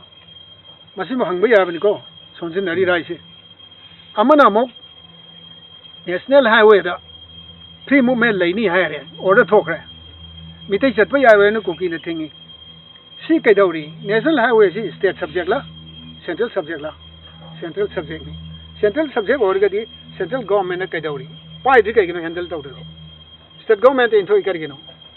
ꯁꯤꯒꯨꯝꯕꯒꯤ ꯋꯥꯍꯪ ꯃꯌꯥꯝ ꯑꯃ ꯊꯣꯔꯛꯏꯁꯦ ꯁꯦꯟꯇ꯭ꯔꯦꯜ ꯒꯣꯔꯃꯦꯟꯅ ꯁꯤꯒꯤ ꯅꯦꯁꯅꯦꯜ ꯍꯥꯏꯋꯦ ꯑꯅꯤꯁꯦ ꯌꯥꯝ ꯀꯟꯅ ꯃꯈꯣꯏꯒꯤ ꯐꯣꯔꯁꯁꯦ ꯐꯖꯅ ꯃꯐꯝ ꯆꯥꯅ ꯆꯥꯅ ꯌꯥꯝꯅ ꯍꯥꯏꯄꯔ ꯁꯦꯟꯁꯤꯇꯤꯚ ꯑꯣꯏꯕ ꯑꯦꯔꯤꯌꯥꯁꯤꯡꯗꯨꯗ ꯐꯖꯅ ꯇ꯭ꯔꯨꯞꯁꯦ ꯐꯖꯅ ꯊꯝꯕꯤꯕ ꯃꯈꯣꯏ ꯉꯥꯏꯍꯥꯛ ꯂꯩꯇꯅ ꯑꯩꯈꯣꯏꯒꯤ 24 ꯑꯋꯥꯔꯁꯤ ꯄꯦꯇ꯭ꯔꯣꯂꯤꯡ ꯅꯨꯡꯗꯥꯡ ꯈꯪꯗꯦ ꯑꯌꯨꯛ ꯈꯪꯗꯦ ꯑꯗꯨꯝ ꯆꯠꯄ ꯁꯤꯒꯨꯝꯕꯒꯤ ꯃꯑꯣꯡ ꯑꯃꯗ ꯊꯝꯗ꯭ꯔꯒꯗꯤ ꯏꯟꯗꯤꯌꯥ ꯒꯣꯔꯃꯦꯟꯅ ꯄꯦꯁꯤꯐꯥꯏ ꯇꯧꯅꯅꯕ ꯀꯨꯀꯤꯁꯤꯡꯕꯨ ꯃꯕꯨꯛ ꯄꯦꯜꯍꯟꯅꯕꯒꯤꯗꯃꯛꯇ ꯄꯉꯥꯡ ꯉꯥꯡꯕ ꯁꯨ ꯇꯧꯕ ꯑꯃ ꯑꯃ ꯇꯧꯕ ꯃꯌꯥꯝꯁꯤꯡꯁꯤꯗꯤ ꯀꯔꯤꯝꯇ ꯀꯥꯟꯅꯔꯣꯏꯕ ꯁꯤꯗꯤ ꯆꯦꯗ ꯏꯔꯒ ꯊꯝꯕꯅꯤ ꯆꯦꯗꯗꯤ ꯃꯃꯥꯡꯉꯩꯗꯁꯨ ꯁꯨꯗꯨ ꯃꯃꯥꯡꯉꯩꯗ ꯇꯧꯈꯤ ꯁꯨꯗ ꯊꯝꯃꯝꯕ ꯅꯣꯡꯃꯩ ꯃꯌꯥꯝ ꯀꯦꯝꯗ ꯊꯝꯃꯝꯕ ꯃꯌꯥꯝꯗꯣ ꯂꯣꯏꯅꯃꯛ ꯑꯩꯈꯣꯏꯒꯤ ꯀꯔꯤ ꯍꯥꯏꯅꯤ ꯃꯣꯏꯅ ꯂꯣꯏ ꯁꯤꯟꯅꯈꯤ ꯀꯦꯝꯞꯇꯒꯤ ꯂꯣꯏ ꯊꯣꯔꯛꯈꯤ ꯑꯗꯨꯒ ꯂꯥꯜꯍꯧꯕ ꯒ꯭ꯔꯨꯞ ꯑꯃ ꯁꯦꯝꯃꯒ ꯍꯧꯖꯤꯛ ꯁꯦꯄꯔꯦꯠ ꯑꯦꯗꯃꯤꯅꯤꯁꯇ꯭ꯔꯦꯁꯟ ꯇꯥꯟꯈꯤ ꯁꯤꯒꯤ ꯐꯤꯕꯝꯁꯤꯅ ꯀꯔꯝꯍꯥꯏꯅ ꯇꯧꯗꯅ ꯄꯥꯔꯃꯅꯦꯟꯠ ꯁꯣꯂꯨꯁꯟ ꯄꯨꯔꯛꯀꯗꯒꯦ ꯍꯥꯏꯔꯒꯗꯤ ꯑꯩꯒꯤ ꯋꯥꯈꯜꯂꯣꯟꯗꯗꯤ ꯂꯨꯗꯤ ꯂꯨꯏ ꯄꯥꯔꯃꯅꯦꯟꯠ ꯁꯣꯂꯨꯁꯟ ꯑꯃꯒꯤ ꯐꯣꯔꯃꯨꯂꯥ ꯑꯃ ꯄꯨꯊꯣꯛꯄ ꯍꯥꯏꯕꯁꯤ ꯌꯥꯝꯅ ꯂꯨꯕ ꯄꯣꯠꯁꯛ ꯑꯃꯅꯤ ꯑꯗꯨꯕꯨ ꯄꯥꯔꯃꯅꯦꯟꯠ ꯁꯣꯂꯨꯁꯟ ꯑꯃ ꯂꯩꯇ꯭ꯔꯒꯗꯤ ꯃꯅꯤꯄꯨꯔ ꯍꯥꯏꯔꯤꯕ ꯁ꯭ꯇꯦꯠꯁꯦ ꯆꯥꯎꯈꯠꯄ ꯁꯨꯡꯉꯝ ꯉꯝꯃꯣꯏ ꯑꯗꯨꯒ ꯄꯥꯔꯃꯅꯦꯟꯠ ꯁꯣꯂꯨꯁꯟ ꯑꯁꯤ ꯀꯔꯝꯍꯥꯏꯅ ꯄꯨꯊꯣꯛꯀꯗꯒꯦ ꯍꯥꯏꯔꯒꯗꯤ ꯃꯣꯏꯅ ꯍꯥꯏꯕꯗꯨꯗ ꯃꯤꯇꯩꯅ ꯌꯥꯒꯗ꯭ꯔꯥ ꯅꯣ ꯃꯈꯣꯏꯅ ꯍꯥꯏꯕꯗꯨꯗ ꯑꯩꯈꯣꯏꯅ ꯌꯤꯜ ꯇꯧꯔꯒ ꯄꯥꯔꯃꯅꯦꯟꯠ ꯁꯣꯂꯨꯁꯟ ꯄꯨꯔꯛꯀꯗꯧ ꯅꯠꯇꯦ ꯑꯩꯈꯣꯏ ꯀꯅꯥꯒꯨꯝꯕ ꯈꯔꯅ ꯍꯥꯏꯗꯅ ꯂꯝ ꯈꯔ ꯗꯤꯃꯥꯟ ꯇꯧꯔꯦ ꯅꯪꯒꯤ ꯂꯝꯗꯨ ꯈꯔ ꯄꯤꯊꯣꯛꯈꯣ ꯑꯗꯨ ꯑꯣꯏꯔꯒꯗꯤ ꯏꯪꯅ ꯆꯥꯟꯅꯅ ꯂꯩꯃꯤꯟꯅꯁꯤ ꯅꯣ ꯃꯗꯨ ꯅꯠꯇꯦ ꯃꯈꯣꯏꯒꯤ ꯂꯝ ꯂꯩꯇꯦꯕ ꯑꯩ ꯐꯖꯅ ꯆꯥꯎꯊꯣꯛꯅ ꯍꯥꯏꯒꯦꯕ ꯀꯨꯀꯤꯖꯣꯒꯤ ꯂꯝ ꯂꯩꯇꯦꯕ ꯃꯅꯤꯄꯨꯔ ꯍꯥꯏꯔꯤꯕ ꯁ꯭ꯇꯦꯠꯁꯦ ꯐ꯭ꯔꯣꯝ ꯗ ꯚꯦꯔꯤ ꯕꯤꯒꯤꯅꯤꯡ ꯑꯩꯈꯣꯏꯒꯤ ꯑꯩꯅ ꯉꯁꯥꯏ ꯄꯟꯈꯤꯕꯗꯣ ꯑꯩꯈꯣꯏꯒꯤ ꯃꯤꯇꯩꯒꯤ ꯀꯤꯡꯗꯝꯁꯦ ꯃꯇꯝ ꯑꯃꯗ ꯅꯦꯁꯟ ꯁ꯭ꯇꯦꯠꯅꯤ ꯍꯥꯏꯕꯁꯦ ꯕ꯭ꯔꯤꯇꯤꯁꯀꯤ ꯔꯥꯏꯇꯤꯡ ꯈꯨꯗꯤꯡꯃꯛꯇ ꯂꯣꯏ ꯏꯔꯝꯃꯦ ꯇꯤ.ꯁꯤ. ꯍꯁꯟꯒꯤ ꯂꯥꯏꯔꯤꯛꯇ ꯐꯥꯎꯗ ꯑꯗꯨꯝ ꯍꯥꯏꯔꯕꯅꯤ ꯑꯦ ꯀꯝꯄꯔꯦꯇꯤꯚ ꯁꯤꯚꯤꯂꯥꯏꯖꯦꯁꯟ ꯂꯩꯔꯝꯃꯤ ꯍꯥꯏꯗꯅ ꯁꯤ ꯌꯥꯝ ꯂꯥꯏꯕ ꯄꯣꯠꯅꯤ ꯏꯔꯥꯏ ꯂꯥꯏꯅ ꯊꯤꯕ ꯌꯥꯕ ꯏꯔꯥꯏ ꯂꯥꯏꯅ ꯍꯪꯕ ꯌꯥꯕ ꯅꯩꯅꯕ ꯌꯥꯕ ꯄꯣꯠꯅꯤ ꯁꯤꯒꯨꯝꯕ ꯂꯩꯔꯝꯃꯤꯕ ꯃꯐꯝꯁꯤꯗ ꯀꯨꯀꯤ ꯍꯥꯏꯕ ꯀꯥꯡꯕꯨꯁꯦ ꯂꯩꯔꯝꯗꯦꯕ ꯖꯣ ꯍꯣꯏꯁꯨ ꯂꯩꯔꯝꯗꯦꯕ ꯆꯤꯟ ꯀꯥꯡꯕꯨꯁꯨ ꯂꯩꯔꯝꯗꯦꯕ ꯇꯣꯉꯥꯟꯅ ꯃꯁꯤꯒꯤ ꯕꯥꯎꯟꯗꯔꯤꯁꯤ ꯑꯩꯈꯣꯏꯒꯤ ꯀꯕꯣ ꯇꯝꯄꯥꯛ ꯀꯕꯣ ꯚꯦꯂꯤ ꯍꯥꯏꯗꯔꯦ ꯀꯤꯌꯥꯡꯄꯣꯛ ꯂꯝꯖꯥꯎ ꯅꯤꯡꯊꯤ ꯇꯨꯔꯦꯜꯒꯤ ꯃꯅꯨꯡꯁꯦ ꯁꯤꯐꯥꯎꯗ ꯂꯩꯇꯦꯕ ꯃꯈꯣꯏ ꯀꯣꯟꯅ ꯆꯪꯉꯛꯄꯅ ꯑꯩ ꯉꯁꯥꯏ ꯍꯥꯏꯕꯗꯣ ꯑꯗꯨꯃꯥꯏꯅ ꯃꯈꯣꯏ ꯇꯞꯅ ꯇꯞꯅ ꯁꯨꯝ ꯑꯩꯈꯣꯏꯒꯤ ꯅꯣꯃꯦꯗꯤꯛ ꯇ꯭ꯔꯥꯏꯕꯀꯤ ꯃꯑꯣꯡꯗꯒꯤ ꯁꯨꯝ ꯂꯝꯁꯦ ꯃꯈꯣꯏꯒꯤ ꯂꯝ ꯀꯗꯥꯏ ꯂꯩꯒꯦ ꯑꯩꯈꯣꯏꯒꯤ ꯍꯣꯝꯂꯦꯟ ꯑꯃ ꯍꯣꯝ ꯑꯃ ꯁꯥꯁꯤ ꯑꯩꯈꯣꯏꯒꯤ ꯁ꯭ꯇꯦꯠ ꯑꯃ ꯇꯦꯔꯤꯇꯣꯔꯤ ꯑꯃ ꯁꯦꯝꯁꯦꯅ ꯈꯣꯡꯁꯤ ꯁꯨꯝ ꯊꯥꯡꯖꯤꯜꯂꯛꯄꯒꯤ ꯁꯥꯡꯉꯕ ꯂꯝꯕꯤ ꯑꯃ ꯃꯗꯨꯒꯤ ꯋꯥꯈꯜꯂꯣꯟ ꯃꯌꯥꯝ ꯑꯃ ꯁꯥꯒꯠꯂꯒ ꯍꯧꯖꯤꯛ ꯃꯗꯨꯗ ꯇꯥꯁꯜꯂꯒ ꯄꯨꯊꯣꯔꯛꯄ ꯄꯣꯠꯅꯦꯕ ꯃꯗꯨꯗꯤ ꯑꯩꯈꯣꯏꯅ ꯊꯨꯒꯥꯏꯐꯝ ꯊꯣꯛꯑꯦ ꯌꯥꯗꯦ ꯍꯥꯏꯕꯁꯤ ꯃꯈꯣꯏꯗ ꯈꯪꯐꯝ ꯊꯣꯛꯑꯦ ꯈꯪꯍꯟꯐꯝ ꯊꯣꯛꯑꯦ ꯑꯩꯈꯣꯏꯒꯤ ꯄꯨꯋꯥꯔꯤ ꯄꯨꯊꯣꯛꯄ ꯇꯥꯏ ꯑꯩꯈꯣꯏꯒꯤ ꯐꯦꯛ ꯐꯥꯏꯜ ꯄꯨꯊꯣꯛꯄ ꯇꯥꯏ ꯄꯨꯊꯣꯛꯇ꯭ꯔꯒꯗꯤ ꯑꯩꯈꯣই ꯑꯗꯨ ꯌꯥꯗꯦ ꯑꯗꯥ ꯌꯥꯗꯦ ꯑꯗꯨ ꯌꯥꯗꯦ ꯍꯥꯏꯅ ꯉꯥꯡꯕꯁꯤꯅꯗꯤ ꯑꯣꯏꯔꯣꯏꯕ ꯍꯧꯖꯤꯛ ꯃꯇꯝꯗꯗꯤ ꯗꯣꯀꯨꯃꯦꯟ ꯌꯥꯝ ꯃꯊꯧ ꯇꯥꯏ ꯑꯗꯨꯗ ꯑꯩꯈꯣꯏ ꯗꯣꯀꯨꯃꯦꯟ ꯄꯨꯊꯣꯛꯀꯗꯧꯕꯅꯤ ꯂꯩꯉꯥꯛ ꯄꯊꯥꯞꯅ ꯁꯣꯏꯔꯤꯕ꯭ꯔꯥ ꯃꯤꯌꯥꯝꯅ ꯈꯪꯕ ꯁꯤꯡꯕ ꯋꯥꯠꯄꯅꯔꯥ ꯀꯔꯤꯗꯅꯣ ꯀꯗꯥꯏꯗꯅꯣ ꯑꯍꯣꯕ ꯑꯃꯗꯤ ꯆꯥꯎꯅ ꯂꯩꯕ ꯎꯔꯦ ꯃꯁꯤ ꯃꯦꯟꯁꯤꯟꯕ ꯁꯦꯝꯒꯠꯄ ꯆꯥꯎꯈꯠꯍꯟꯕ ꯌꯥꯔꯣꯏꯗ꯭ꯔꯥ ꯌꯥꯏ ꯍꯧꯖꯤꯛ ꯍꯥꯏꯔꯤꯕꯗꯨ ꯌꯥꯝ ꯆꯨꯝꯕ ꯋꯥꯐꯝ ꯑꯃꯅꯤ ꯋꯥꯍꯪꯗꯨꯁꯨ ꯌꯥꯝ ꯐꯖꯈ꯭ꯔ ꯄꯣꯠꯅꯤ ꯀꯗꯥꯏꯗꯅꯣ ꯑꯃꯗꯤ ꯑꯩꯈꯣꯏꯁꯦ ꯁꯣꯏꯔꯤꯑꯕ ꯑꯗꯨꯒ ꯗꯦꯃꯣꯀ꯭ꯔꯦꯁꯤ ꯍꯥꯏꯕꯁꯦ ꯑꯩꯈꯣꯏꯅ ꯈꯪꯕꯗ नैनरकपदा फुल्स पैराडाइज है अपंगबसिंगी सर्गगी लेकोनी हायबा मसी हौजिक हाइरुरदी मियामना कोई बोट थादबा मतमदा फुल्स पैराडाइज है मसी इराय लाइन हेता खनबा ngамोय आसाबो पोगलकनी अदुबु अफाव राइटर अमना हायरमनिना मदु अखोई नैनबदा याम मथौ ताई मरमदि कैनो एरिस्टोटल मसामंगना हायरमे democracy is the worst form of government worst क्वाइदगी फत्तबा form of government हायरमे करिगिनो बदु and aristocracy is the best form of government aduna मियामगी अफबा थबक तौबा ngamba मी मिहुत अफबा थबक तौबा हायबनिको अफबा थबक तौबा ngamba लेंगाक लोन दुबनेबा अदुबो हौजिकती अफबा थबक तौगे न चोंथोरे इंगाक नतब्रा मानी अदु ओरगदी करी करी अफब थबक तौग्रे सही मरफू से अखोइना हंगबा यायबा करी करी तौग्रे मणिपुर कई कई तौग्रे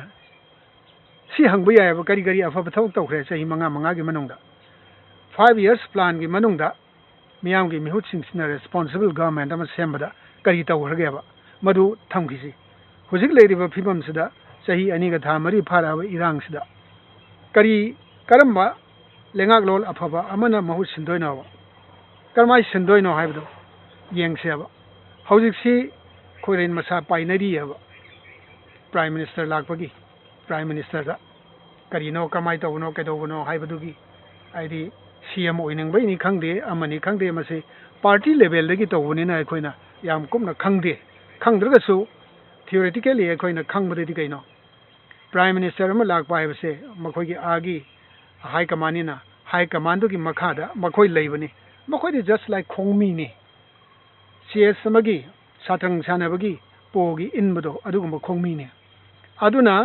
करिनो तौदोइसे मखोइदा करी हाइजदोइनो करी तौजदोइनो हाइबदि वाखलोलदि मोइदे लेजरंगनी अखोइना उरुबसु याद्रे खंगुबसु याद्रे हाइरुबसु याद्रे अदुबो अखोइना पामी एज ए सिटीजन अखोइना पामीबदि हजे अवाबा तारिबा मियामना पामीबदि कैनोइदा मखोगी पुंसी अनौबा मखोई मसागी युमफमदा लेजरगा युम अनौबा साजरगा मसागी युमफमदुदा मसागी पतालेन जमाबंदी लेबा मफमदुदा चंगसनजरगा लाकदोरेदना इलेक्शन लाकदोरे इलेक्शन लाक्तंगेगी ममांगदा कोईगी मिसिंग थिबा मिकोक थिबा मु लानिको मिकोक थिबा लाक्तंगे ममांगदा मखोई मसा मसागी मयुमदा लेहनगदोबनी मसी सोयबा याबा नत्ते हुजिक मखोई रिलीफ कैंप त लेरगा कमाई मिकोक थिदोइनो मसी अरानबा प्रोसेस ने अरानबा प्रोसेस त मिकोक थिरगा मिसिंग असुक यामे हाइबा याबा हुनदे अदुगा सोंदना अदुमाइना तौरगे मरक्तुदा असोंदा कुकी सिंगी मखोई की मिकोक थिबसिना मिसिंग तिकतने हेंगलकदोइने डिसप्रोपोर्शनेट ओइदोइने मोइना लेरिबा लमदुगी मिसिंगदुगा हान लेरमिबा मिसिंगदुगा सही तरा की मथक्ते हेंगलकदोरि मसिंगदो मखोइना हेना ट्रिपल लेन हेंगलकपा याई मदुगुंबसिंग अदु अखोइना कोई ऑफिशियल ना हाइबा तारेको मदु याम कुमना थिजलगा मदुगुंबसिंग अदु रेकॉर्ड याम फजना थमहौदरगदी मथंग लाकदोबा सहीदा अखोइ हेन अवाबा तादोइनेबा अखोइ मितैसिंगसे हेन अवाबा तानेबा मरमदी अखोइगी करी हाइतारे राइवल हाइबा तारे हुजिकती राइवल हाइरसिको यामना अखोइना चाना चिनना लाइमिनबा पामजरगसु हुजिकती राइवल ग्रुप द लैरियबा कोइदा यंगजनबा हाइबा तारेको ए उनबा यादबा नुसा सोर बाउदा खितंग थियंगिबदा असि मितैगी नुसा सोरनी कुकीगी नुसा सोरनी हाइनबदो अदुगी मतम लाकदोरबा अदुगी फिबमदो लाकपनिना मसी मतौ करमना अखोइना हंथहनगदगे हाइबदो मदुगी वाखलोल मखोइ चंगेबा अदुदी हानबा सुनबा हाइबसे मसी अमांगबा गाक्तनी कापिबा कांगबुदुगिसु अदुम माइथीबा लाकनी नोंग नत्रग नोंगमदी सीरिबा कांगबुगिसु मांगरे अदना खनबा चैनबा हानबा हाइबसे नाकल अनिमकी मांगजबा गाक्तनी मदु माइना तौरिङै सही अनि मखाइ फाजलकदोरबा मतमसिदा मांगजरिबसि कनानो अखोइगी सेल थुमगी फिबम करमाइ तवी युमलै कैदै करमाइ तवी युमदा लेजरगा सेन तानजगदबदु लेहंद्रे मांगहले मसिगुंबा कयामा थोहलिबसे असुक कुइना मसी अखोइगी ख्वाइदगी मांगजबा लेबाकसिगी स्टेटसिगी ओइना अखो इकोनॉमिक कंडीशन दा ख्वाइदगी बैकवर्डनेस ओइननबगी ꯃꯁꯥꯛ ꯑꯃ ꯑꯩꯈꯣꯏꯗ ꯄꯤꯕꯅꯦꯕ ꯃꯁꯤ ꯀꯅꯥꯅꯅꯣ ꯍꯧꯖꯤꯛꯀꯤ ꯀꯟꯐ꯭ꯂꯤꯛꯁꯤꯅꯅꯦꯕ ꯍꯧꯖꯤꯛꯀꯤ ꯂꯥꯟ ꯊꯣꯛꯏꯕꯁꯤ ꯃꯁꯤꯅꯅꯦꯕ ꯑꯗꯨꯅꯗꯤ ꯑꯩꯈꯣꯏꯅ ꯐꯖꯅ ꯏꯪꯅ ꯆꯤꯛꯅ ꯇꯪꯗꯨ ꯂꯩꯇꯥꯅ ꯅꯣꯔꯃꯦꯜꯁꯤꯗ ꯍꯥꯔꯃꯣꯅꯤꯌꯁ ꯑꯣꯏꯅ ꯑꯃꯒ ꯑꯃ ꯆꯥꯟꯅ ꯆꯤꯟꯅꯕꯒꯤ ꯃꯑꯣꯡꯗ ꯂꯩꯍꯟꯕ ꯑꯃꯗꯤ ꯃꯊꯧ ꯌꯥꯝ ꯇꯥꯏ ꯑꯗꯨꯗ ꯃꯈꯣꯏꯁꯨ ꯈꯔ ꯍꯟꯗꯣꯛꯄ ꯇꯥꯏ ꯋꯥꯈꯜ ꯀꯨꯀꯤꯁꯨ ꯈꯔ ꯍꯟꯗꯣꯛꯄ ꯇꯥꯏ ꯃꯤꯇꯩꯁꯨ ꯈꯔ ꯍꯟꯗꯣꯛꯄ ꯇꯥꯏ ꯍꯟꯗꯣꯛꯅꯔꯕ ꯃꯇꯨꯡꯗ ꯍꯥꯏꯕꯗꯤ ꯀꯩꯅꯣꯒꯤ ꯂꯦꯚꯦꯜꯒꯤ ꯋꯥꯅꯤꯀꯣ ꯑꯩꯈꯣꯏꯒꯤ ꯉꯁꯥꯏꯒꯤ ꯁꯤꯚꯤꯜ ꯁꯣꯁꯥꯏꯇꯤ ꯑꯣꯔꯒꯅꯥꯏꯖꯦꯁꯟꯒꯤ ꯃꯥꯏꯀꯩꯗꯒꯤꯁꯨ ꯃꯈꯣꯏꯒꯤ ꯂꯨꯆꯤꯡꯕꯁꯤꯡꯒꯤ ꯑꯩꯈꯣꯏꯒꯤ ꯂꯨꯆꯤꯡꯕꯁꯤꯡꯒꯤ ꯃꯥꯏꯀꯩꯗꯒꯤꯁꯨ ꯒꯣꯔꯃꯦꯟꯠꯀꯤꯁꯨ ꯇ꯭ꯔꯥꯏꯄꯥꯔꯇꯥꯏꯠ ꯇꯣꯛ ꯇꯧꯗꯅ ꯃꯗꯨꯒꯤ ꯂꯦꯚꯦꯜ ꯑꯃꯗ ꯄꯨꯔꯛꯄ ꯉꯝꯅꯅꯕ ꯍꯣꯠꯅꯒꯗꯧꯕ ꯀꯔꯤꯒꯨꯝꯕ ꯉꯝꯗ꯭ꯔꯦꯅ ꯈꯜꯂꯒꯗꯤ ꯃꯗꯨ ꯒꯣꯔꯃꯦꯟꯠꯅ ꯏꯟꯗꯤꯌꯥ ꯒꯣꯔꯃꯦꯟꯠꯅ ꯃꯗꯨꯒꯤ ꯐꯣꯔꯁ ꯑꯃ ꯁꯤꯟꯅꯒꯗꯧꯕꯅꯤ ꯐꯣꯔꯁ ꯁꯤꯟꯅꯗ꯭ꯔꯒꯗꯤ ꯊꯦꯝꯗꯅ ꯁꯨꯝ ꯂꯩꯕ ꯑꯦꯄꯤꯁꯃꯦꯟ ꯄꯣꯂꯤꯁꯤꯅ ꯁꯨꯛꯌꯥ ꯌꯥꯔꯣꯏꯕ ꯑꯦꯄꯤꯁꯃꯦꯟ ꯄꯣꯂꯤꯁꯤ ꯍꯥꯏꯁꯦ ꯃꯃꯥꯡꯉꯩꯗ ꯖꯋꯥꯍꯔꯂꯥꯜ ꯅꯦꯍꯔꯨꯅ ꯃꯥꯒꯤ ꯃꯇꯝꯗ ꯁꯤꯟꯅꯈꯤ ꯆꯩꯅꯥꯒꯤ ꯀꯔꯤ ꯃꯣꯏ ꯔꯤꯂꯦꯁꯟꯁꯤꯞꯀꯤ ꯕꯥꯏꯂꯦꯇꯔꯦꯜ ꯇꯣꯛꯅꯆꯤꯡꯕ ꯑꯇꯩ ꯑꯇꯩꯗ ꯃꯣꯏ ꯌꯥꯝ ꯁꯤꯟꯅꯈꯤ ꯃꯗꯨ ꯍꯧꯖꯤꯛꯀꯤ ꯃꯇꯝꯗꯗꯤ ꯌꯥꯗ꯭ꯔꯦꯕ ꯃꯗꯨꯒꯤ ꯑꯦꯄꯤꯁꯃꯦꯟ ꯄꯣꯂꯤꯁꯤꯁꯦ ꯑꯩꯈꯣꯏꯗ ꯃꯥꯡꯖꯔꯦꯕ ꯑꯗꯨꯅꯗꯤ ꯑꯔꯣꯏꯕꯒꯤ ꯋꯥꯍꯪꯗꯨꯗ ꯉꯁꯥꯏꯒꯤꯗ ꯌꯥꯝꯅ ꯐꯖꯕ ꯑꯃ ꯌꯥꯎꯕꯗꯣ ꯀꯔꯤꯅꯣ ꯃꯇꯥꯡ ꯑꯔꯣꯏꯕꯒꯤꯗꯣ ꯁꯤꯡꯕ ꯋꯥꯠꯄꯅꯔꯥ ꯑꯧ ꯀꯔꯤꯗꯅꯣ ꯀꯗꯥꯏꯗꯅꯣ ꯑꯍꯣꯕ ꯑꯃꯗꯤ ꯆꯥꯎꯅ ꯂꯩꯕ ꯎꯔꯦ ꯃꯁꯤꯒꯤ ꯃꯇꯥꯡꯁꯦ ꯌꯥꯝ ꯆꯨꯝꯃꯦ ꯑꯩꯈꯣꯏꯗ ꯂꯨꯞ ꯍꯣꯜ ꯑꯃꯗꯤ ꯂꯩꯌꯦ ꯑꯍꯣꯕ ꯑꯃ ꯂꯩꯌꯦ ꯀꯅꯥꯗ ꯑꯩꯈꯣꯏꯗ ꯍꯥꯏꯗꯤ ꯃꯤꯌꯥꯝ ꯄꯤꯄꯜ ꯑꯦꯖ ꯑ ꯍꯣꯜ ꯑꯍꯣꯕ ꯑꯃ ꯂꯩꯌꯦꯕ ꯑꯩꯈꯣꯏꯁꯤ ꯍꯧꯖꯤꯛꯇꯤ ꯌꯥꯝꯅ ꯄꯣꯡꯅ ꯆꯥꯎꯅ ꯉꯥꯡꯅꯔꯝꯃꯦ ꯍꯌꯦꯡ ꯚꯣꯠꯀꯤ ꯃꯇꯝꯗꯀꯣ ꯃꯥꯅ ꯂꯥꯛꯏꯗꯨ ꯚꯣꯠꯀꯤ ꯑꯣꯏꯔꯝꯕ ꯌꯥꯏ ꯑꯃꯒꯤ ꯑꯣꯏꯔꯝꯕ ꯌꯥꯏ ꯃꯗꯨ ꯈꯪꯗꯦ ꯑꯗꯨ ꯚꯣꯠ ꯅꯛꯁꯜꯂꯛꯑꯕꯅꯤꯅ ꯚꯣꯠꯀꯤꯅꯤ ꯍꯥꯏꯅ ꯂꯧꯔꯁꯨ ꯌꯥꯏ ꯀꯅꯥꯒꯨꯝꯕ ꯈꯔꯅꯗꯤ ꯑꯗꯨꯝ ꯂꯧꯅꯕꯁꯨ ꯌꯥꯎꯔꯤꯀꯣ ꯃꯗꯨ ꯀꯩꯁꯨ ꯀꯥꯏꯗꯦ ꯑꯗꯨꯕꯨ ꯑꯩꯈꯣꯏꯅ ꯁꯤꯡꯕ ꯑꯃꯗꯤ ꯆꯪꯉꯦ ꯑꯩꯈꯣꯏ ꯃꯤꯌꯥꯝꯁꯦ ꯁꯤꯡꯕ ꯑꯃꯗꯤ ꯆꯪꯉꯦꯕ ꯀꯔꯤꯒꯨꯝꯕ ꯑꯋꯥꯕ ꯇꯥꯔꯨꯔꯦ ꯑꯅꯥꯕ ꯑꯃ ꯅꯪꯉꯤꯕꯗꯨꯗꯒꯤ ꯑꯩꯈꯣꯏꯒꯤ ꯑꯦꯛꯁꯄꯤꯔꯤꯌꯦꯟꯁꯇꯒꯤ ꯀꯔꯤꯒꯨꯝꯕ ꯈꯔꯗꯤ ꯑꯩꯈꯣꯏꯅ ꯐꯪꯐꯝ ꯊꯣꯛꯑꯦ ꯍꯥꯏꯕ ꯑꯦꯛꯁꯄꯤꯔꯤꯌꯦꯟꯁꯇꯨꯗꯒꯤ ꯁꯤꯡꯍꯧꯕ ꯑꯃ ꯗꯔꯀꯥꯔ ꯑꯣꯏꯌꯦꯕ ꯍꯧꯖꯤꯛ ꯇꯧꯔꯤꯕ ꯃꯑꯣꯡꯁꯦ ꯑꯃꯨꯛ ꯍꯜꯂꯛꯑꯕꯗꯤ ꯑꯩꯈꯣꯏ ꯀꯔꯤ ꯇꯧꯕ ꯇꯥꯏ ꯑꯩꯈꯣꯏꯁꯦ ꯍꯦꯟꯅ ꯑꯋꯥꯕ ꯅꯪꯒꯅꯤ ꯑꯋꯥꯕ ꯅꯪꯉꯒꯗꯤ ꯍꯦꯟꯅ ꯑꯩꯈꯣꯏ ꯑꯋꯥꯕ ꯇꯥꯒꯅꯤ ꯆꯥꯐꯝ ꯊꯛꯐꯝ ꯂꯩꯔꯛꯑꯣꯏ ꯐꯖꯅ ꯍꯤꯡꯅꯅꯕꯒꯤ ꯂꯝꯕꯤ ꯂꯩꯔꯛꯑꯣꯏ ꯑꯉꯥꯡꯁꯤꯡ ꯁꯦꯝꯅꯅꯕꯒꯤ ꯂꯝꯕꯤ ꯂꯩꯔꯛꯑꯣꯏ ꯈꯨꯗꯤꯡꯃꯛꯇ ꯑꯩꯈꯣꯏꯁꯦ ꯂꯣꯏꯅꯃꯛ ꯍꯟꯊꯕ ꯃꯤꯠꯌꯦꯡ ꯑꯃꯗ ꯑꯩꯈꯣꯏꯁꯤ ꯌꯦꯡꯉꯛꯑꯅꯤ ꯑꯗꯨꯅꯗꯤ ꯑꯩꯈꯣꯏꯁꯦ ꯀꯔꯤꯒꯨꯝꯕ ꯃꯑꯣꯡ ꯑꯃꯗ ꯑꯩꯈꯣꯏꯒꯤ ꯋꯥꯈꯜꯂꯣꯟꯁꯤ ꯍꯣꯡꯗꯣꯛꯄ ꯑꯃ ꯃꯊꯧ ꯇꯥꯏ ꯍꯣꯡꯗꯣꯛꯄꯁꯤꯗꯅꯤ ꯑꯩꯅ ꯄꯥꯝꯖꯔꯤꯕꯗꯤ ꯀꯩꯅꯣ ꯍꯥꯏꯕꯗ ꯑꯩꯈꯣꯏꯒꯤ ꯄꯪꯉꯝꯕꯗꯣ ꯁꯤꯡꯍꯟꯕ ꯌꯥꯏꯑꯕ ꯀꯔꯝꯍꯥꯏꯅ ꯇꯧꯔꯒ ꯑꯩꯈꯣꯏꯅ ꯁꯤꯡꯍꯟꯕ ꯌꯥꯒꯅꯤ ꯍꯥꯏꯕꯗꯨꯗꯤ ꯑꯩꯈꯣꯏꯅ ꯍꯧꯖꯤꯛ ꯂꯩꯔꯤꯕ ꯁꯤꯁꯇꯦꯝꯁꯦ ꯄꯣꯂꯤꯇꯤꯀꯦꯜ ꯁꯤꯁꯇꯦꯝꯁꯦ ꯃꯁꯤ ꯍꯣꯡꯗꯣꯛꯄ ꯃꯊꯧ ꯇꯥꯏ ꯍꯣꯡꯗꯣꯛꯄ ꯉꯝꯕ yai ꯉꯝꯗꯕ yai ꯃꯗꯨꯅ ꯑꯩꯒꯤ ꯋꯥꯈꯜꯂꯣꯟ ꯊꯝꯕꯒꯤ ꯋꯥꯗꯅꯤꯀꯣ ꯑꯩꯈꯣꯏꯅ ꯍꯧꯖꯤꯛ ꯂꯩꯔꯤꯕꯁꯤꯗꯤ ꯏꯁꯨ ꯕꯦꯁ ꯄꯣꯂꯤꯇꯤꯀꯦꯜ ꯀꯜꯆꯔꯅꯦꯕ ꯍꯧꯖꯤꯛꯀꯤꯁꯤ ꯏꯁꯨꯗ ꯌꯨꯝꯐꯝ ꯑꯣꯏꯕꯅꯦꯕ ꯑꯗꯨꯒ ꯑꯩꯅ ꯄꯥꯝꯃꯤꯕꯅ ꯚꯦꯂꯨ ꯕꯦꯁ ꯄꯣꯂꯤꯇꯤꯀꯦꯜ ꯀꯜꯆꯔ ꯚꯦꯂꯨꯗ ꯕꯦꯁ ꯇꯧꯕ ꯖꯁꯇꯤꯁꯇ ꯏꯀ꯭ꯋꯦꯂꯤꯇꯤꯗ ꯂꯤꯕꯔꯇꯤꯗ ꯕꯦꯁ ꯇꯧꯕ ꯍꯥꯏꯗꯤ ꯑꯗꯨꯅꯤ ꯑꯩꯈꯣꯏꯅ ꯚꯦꯂꯨ ꯍꯥꯏꯕꯗꯤ ꯚꯦꯂꯨꯗꯣ ꯄꯣꯂꯤꯇꯤꯀꯦꯜ ꯚꯦꯂꯨꯗꯣ ꯃꯗꯨꯗ ꯕꯦꯁ ꯇꯧꯕ ꯄꯣꯂꯤꯇꯤꯀꯦꯜ ꯀꯜꯆꯔ ꯑꯃ ꯑꯩꯈꯣꯏ ꯃꯊꯧ ꯇꯥꯏꯌꯦꯕ ꯚꯣꯠꯇ ꯕꯦꯁ ꯇꯧꯕꯁꯤꯅ ꯑꯩꯈꯣꯏꯒꯤ ꯉꯁꯥꯏꯒꯤ ꯑꯩꯅ ꯍꯥꯏꯕ ꯀꯩꯅꯣꯗꯣ ꯑꯗꯨꯒꯤ ꯑꯩꯈꯣꯏꯒꯤ ꯀꯩꯅꯣ ꯚꯦꯂꯨꯗꯨꯅꯤ ꯚꯦꯂꯨ ꯅꯠꯇꯦ ꯏꯁꯨ ꯕꯦꯁꯅꯤ ꯏꯂꯦꯛꯁꯟꯁꯤꯅꯦ ꯏꯁꯨ ꯑꯃꯅꯦꯕ ꯏꯁꯨ ꯅꯠꯇꯦꯕ ꯏꯁꯨꯗ ꯕꯦꯁ ꯇꯧꯔꯒꯗꯤ ꯑꯩꯈꯣꯏ ꯂꯣꯏꯅ ꯄꯨꯡꯃꯥꯡ ꯃꯥꯡꯒꯅꯤ ꯑꯣꯏꯕ ꯁꯨꯡꯌꯥ ꯌꯥꯔꯣꯏ ꯃꯔꯝꯗꯤ ꯑꯩꯈꯣꯏꯅ ꯍꯧꯖꯤꯛ ꯋꯥꯔꯤꯕ ꯅꯥꯔꯤꯕ ꯌꯦꯛꯏꯕ ꯃꯌꯥꯝꯁꯦ ꯃꯁꯤ ꯑꯃꯨꯛ ꯍꯟꯅ ꯏꯁꯨ ꯕꯦꯁ ꯑꯣꯏꯔꯒꯗꯤ ꯀꯔꯤꯝ ꯀꯥꯟꯅꯔꯣꯏꯕ ꯍꯌꯦꯡ ꯑꯃꯨꯛ ꯂꯨꯄꯥ 2,000 ꯄꯤꯔꯒ ꯂꯨꯄꯥ 1,000 ꯄꯤꯔꯒ 500 ꯄꯤꯔꯒ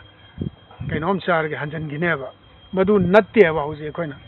ꯔꯥꯏꯠ ꯇꯨ ꯚꯣꯠꯁꯦ ꯈ꯭ꯋꯥꯏꯗꯒꯤ ꯂꯨꯕ ꯈ꯭ꯋꯥꯏꯗꯒꯤ ꯃꯃꯜ ꯌꯥꯝꯕ thousands of lakhsna ꯂꯩꯕ ꯌꯥꯗꯕ ꯄꯣꯠꯁꯛ ꯑꯃꯅꯦꯕ ꯔꯥꯏꯠ ꯇꯨ ꯚꯣꯠꯁꯦ ꯃꯁꯤ ꯑꯩꯈꯣꯏꯅ ꯈꯪꯃꯤꯟꯅꯕ ꯑꯃ ꯃꯊꯧ ꯇꯥꯕ ꯃꯗꯨꯅꯤ ꯑꯩꯅ ꯍꯧꯖꯤꯛ ꯊꯝꯅꯤꯡꯉꯤꯕꯗꯤ ꯚꯦꯂꯨ ꯕꯦꯁ ꯄꯣꯂꯤꯇꯤꯀꯦꯜ ꯀꯜꯆꯔ ꯑꯃ ꯏꯟꯗꯤꯌꯥꯒꯤꯗꯤ ꯈꯪꯗꯦꯀꯣ ꯃꯅꯤꯄꯨꯔꯒꯤ ꯑꯣꯏꯅ ꯃꯗꯨ ꯄꯨꯔꯛꯄ ꯉꯝꯃꯕ ꯏꯟꯗꯤꯌꯥꯒꯤꯗꯤ ꯉꯝꯃꯔꯣꯏ ꯃꯈꯣꯏꯅ ꯃꯈꯣꯏꯒꯤ ꯑꯣꯏꯖꯈ꯭ꯔꯦ ꯑꯩꯅ ꯄꯜꯂꯤꯕꯁꯤꯗꯤ ꯄꯥꯔꯇꯤꯀꯨꯂꯔꯂꯤ ꯃꯅꯤꯄꯨꯔꯒꯤ ꯋꯥꯅꯤ ꯃꯁꯤꯗ ꯚꯦꯂꯨ ꯕꯦꯁ ꯄꯣꯂꯤꯇꯤꯀꯦꯜ ꯀꯜꯆꯔ ꯑꯃ ꯑꯩꯈꯣꯏꯒꯤ ꯑꯣꯏꯅ ꯇꯣꯉꯥꯟꯅ ꯁꯦꯝꯒꯠꯄ ꯁꯥꯒꯠꯄ ꯉꯝꯃꯕ ꯑꯗꯨ ꯑꯣꯏꯔꯒꯗꯤ ꯑꯩꯈꯣꯏ ꯍꯦꯟꯅ ꯐꯕ ꯃꯥꯏ ꯄꯥꯛꯄ ꯑꯩꯈꯣꯏꯒꯤ ꯀꯔꯤ ꯍꯥꯏꯇꯥꯔꯦ ꯌꯥꯝꯅ ꯀꯩꯅꯣ ꯑꯣꯏꯕ ꯃꯇꯤꯡ ꯊꯣꯛꯄ ꯑꯩꯈꯣꯏꯒꯤ ꯂꯩꯉꯥꯛꯂꯣꯟ ꯑꯃꯒꯤ ꯃꯈꯥꯗ ꯂꯩꯕ ꯑꯗꯨꯒꯨꯝꯕ ꯁ꯭ꯇꯦꯠ ꯑꯃ ꯑꯣꯏꯅꯦꯅ ꯈꯜꯂꯦ ꯑꯩꯈꯣꯏ ꯃꯤꯌꯥꯝ ꯄ꯭ꯔꯖꯥ ꯍꯥꯏꯔꯤꯁꯤꯀꯣ ꯃꯤꯌꯥꯝꯁꯨ ꯑꯗꯨꯒꯨꯝꯕꯗꯨꯒꯤ ꯃꯈꯥꯗ ꯂꯩꯕ ꯑꯐꯕ ꯃꯤꯌꯥꯝ ꯑꯃ ꯑꯣꯏꯅꯦꯅ ꯈꯜꯂꯦ